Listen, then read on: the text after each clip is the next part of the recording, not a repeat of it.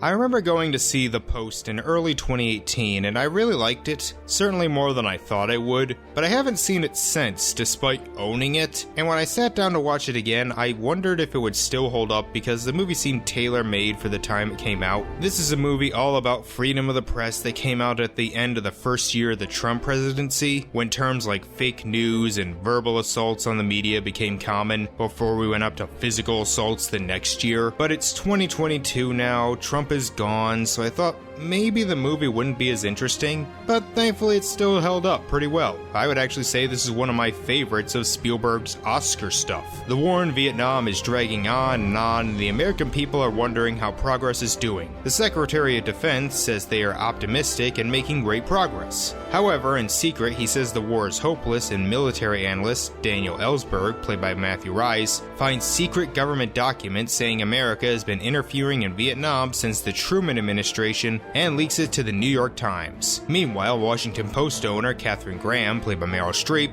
is trying to deal with the paper's finances, but due to her lack of experience, she is constantly overruled by editor-in-chief Ben Bradlee, played by Tom Hanks, and after the courts prevent the Times from publishing anything else on the subject, it's now up to the Post team to find out more. So, this is a Steven Spielberg piece starring Meryl Streep, Tom Hanks, Bob Odenkirk, Sarah Paulson, so of course the acting is great. You expect that. It also looks fantastic. The cinematography, the production design, costumes, it's set in 1971 and feels like it. We have language in the prospectus. Yeah, I know that the bankers can change their mind, and I know what is at stake. You know, the only couple I knew that both Kennedy and LBJ wanted to socialize with was you and your husband, and you owned the damn paper. But that's the way things worked.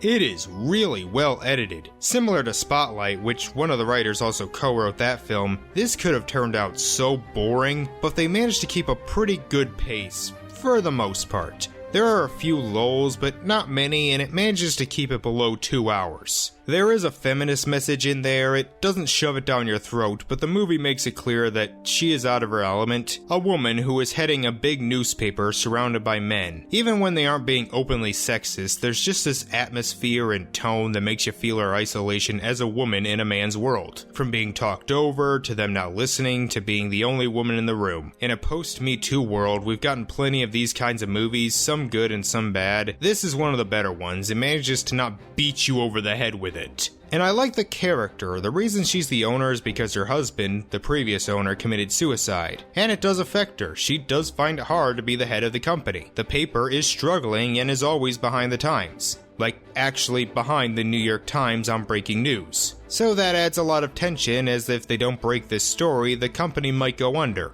I do find this story kind of interesting, and the movie does teach me more about it. I knew of the Pentagon Papers, but didn't really get the weight of why they were so important. Several American presidents, both Democrat and Republican, lied to the public about the dealings going on in Vietnam, and gave false hope that they could win the war, dragging it on much longer than they should, leading to hundreds, if not thousands of American soldiers dying for a pointless war. But the main theme of the movie is the importance of freedom of the press. Nixon tries to stop more information from leaking out by suing, despite freedom of press being one of the 5 main freedoms in the First Amendment. So again, it's not hard to see why this movie resonated in 2017, but it's still relevant today. Attacks on our freedoms are always intertwined, and whether it's trying to take away freedom of speech, press, or choices on what to do with our own bodies, it's important to fight. Sorry, I'm making this around the time Roe v. Wade was overturned. But this is starting to get away from a review and into politics, so I guess I'll wrap this up. I give The Post a 7.5 out of 10. Like I said, this is probably one of my favorites of Spielberg's non-blockbusters. You know, his Oscar stuff. Give it a watch if you haven't. Well, tomorrow we head back to big action blockbusters with what I guess is Spielberg's most controversial movie of the decade.